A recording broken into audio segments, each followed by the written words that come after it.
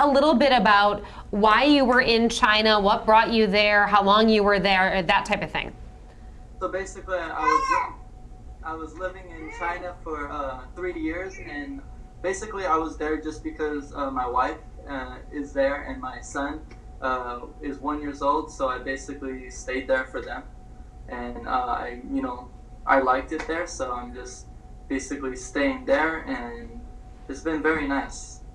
What have you been doing over there for work? Basically just a teacher. You like it over there? Tell us about, we've been seeing images of Wuhan right now, which I'm sure is very different than how you remember it. The streets are pretty bare and a lot of people in hazmat suits, things like that. Tell us about what your experience was, what you liked about living there. Well, so originally we live in Shenzhen, which is near Hong Kong, and we went to Wuhan for basically a layover to go to her hometown. My wife is in Suzhou, and we didn't know that there would be a lockdown, so we ended up getting stuck in her hometown, and which is about like 100 miles or so, like 150 miles from Wuhan. And we were just in quarantine, and everything was locked down. The village that we are in is also locked down, and we were there for about 14 days, and we usually would stay indoors because obviously there's people that were getting infected more and more every day, and also just for us to get back here, we had to get through like a bunch of barricades, and it was a lot of stress and everything. I mean, I can only imagine, seeing the images of it, I can only imagine what that feels like. How does that feel emotionally to go through that process? You're obviously trying to find a way to get your family safe. It was a lot of stress because I was the only one that was, I'm American, my son's American, but he didn't have everything he needed to be able to come here. And also my wife didn't have the visa to come here. But luckily, the U.S. Embassy in China was able to get her a visa to come to America, and they were in contact with the Chinese government to be able to, help him to be able to get out. So everything was just super stressful because not only did we have to travel like 150 miles or so from Suzhou to Wuhan to get to the airport to be evacuated, we had to coordinate with the local government to be able to have a driver to go through the blockades, because there was multiple blockades to get through. So the people in Wuhan, they were able to just go to the airport, but we had to go through different city and go through each blockade. So there was like so much stress, and so we were able to get everything we needed. We finally made it to the airport, and we were able to be evacuated. Were you able, did you know anyone who had gotten sick, or had you heard stories of anyone who had gotten sick? No, so luckily we weren't in contact with anybody that was sick. So thankfully we weren't exposed, and like I said, in Suzhou, which is near Wuhan, we were staying indoors every day, and then only going to the supermarket to get the food, and then coming right back. And then we had masks on and everything. So why did you make the decision of, I need to try to get my family to America? I think that, I think it was just safer because every day it was just getting worse and worse. And we will go back, but we're just gonna wait until this is all over and until it's safe to go back. And I just feel like here is safer for the time being, because before this, China was very safe. It's very nice place to be. Just because of this virus, it's just not so safe right now. Tell us about the journey. You told us about having to even travel to get to the airport, but once you got to the airport, tell us about that journey, that flight. I mean, that was a very long flight. There were a lot of small children, including your own. Yes. I'm sure it was a struggle to just travel. Yeah, so when we arrived at the airport and we went through immigration, and we were actually about to arrive in the plane, they basically were were like checking the temperatures and giving us masks, and it was actually like a cargo plane, so it wasn't a commercial plane. So they had, put seats, so everything. It was not the plane that you would expect, So it was kind of like it made us like nervous because usually you're in a regular plane with the staff and everything, but this was everybody was in a hazmat suit, covered here, goggles here, everything, and just so yeah, that was a little bit keeping us on edge. And then we have our son, so we have to sit in the seat for 12 hours.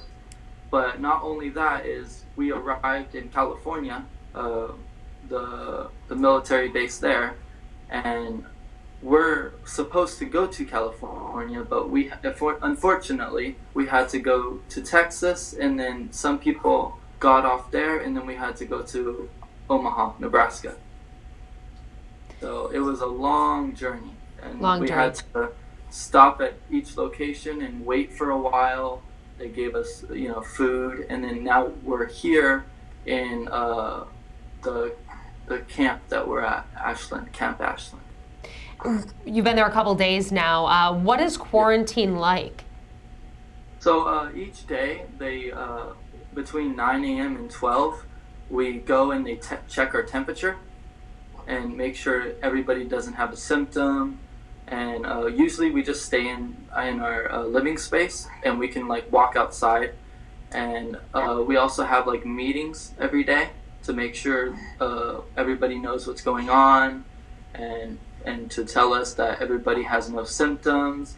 And from what I've heard, nobody from our group on the plane doesn't have any symptoms. So that's very good to hear. That's great to hear. You were telling me it's your son's first birthday tomorrow. Yes. What do you have planned for him? So I think that they're going to give him a cake. So we'll have a cake, and we'll just be whatever they have. I don't know exactly what they have planned, but I know that he'll have a cake at least. That's special. I mean, obviously, I'm sure this is not what you would want for his first birthday, but yeah. I hope you guys are able to make the most of it. Yeah, definitely, and at least this is an experience that we can say, to him when he's older, and just tell stories to other people about this journey that we went through, because not a lot of people has been through this. Yeah, not many people spend their first birthday in quarantine from the coronavirus. Exactly, yes. I know you have a GoFundMe page. What types of, you're looking to raise money, but what are you looking to raise money for? What kind of costs is this causing your family to have?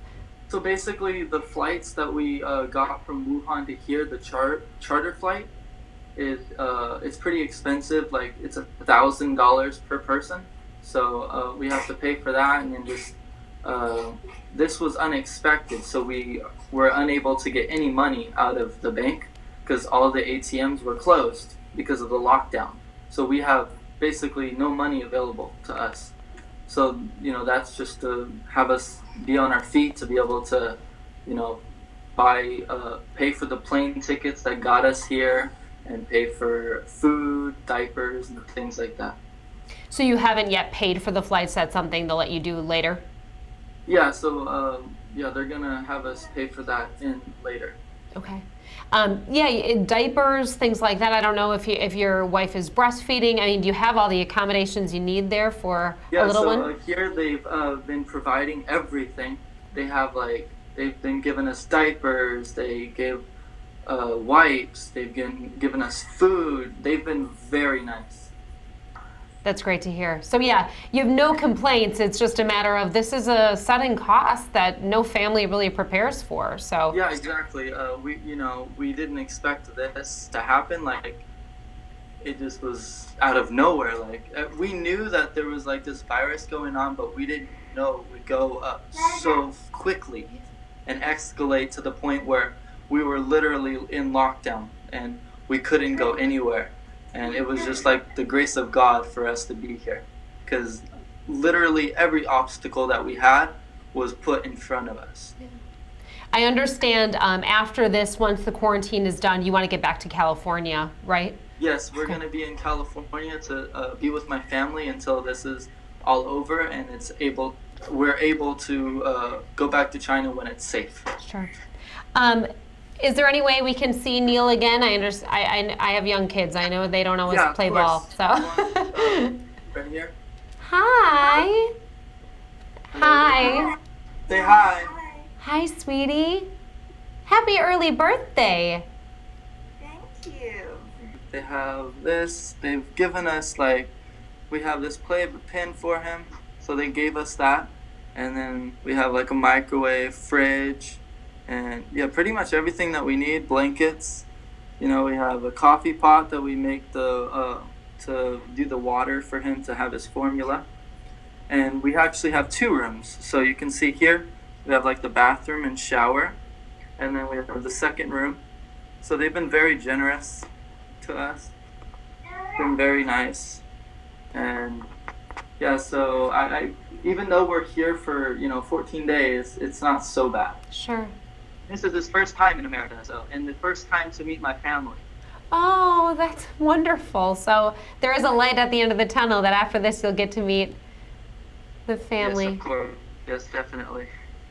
Yeah. So, actually, I feel like this is all meant to happen because if this wasn't to happen, I don't know when we would be able to come. Probably the latest would be in December of this year, so a long time. So it's good that it's not good that this is all happening, but at least some light is coming out of it.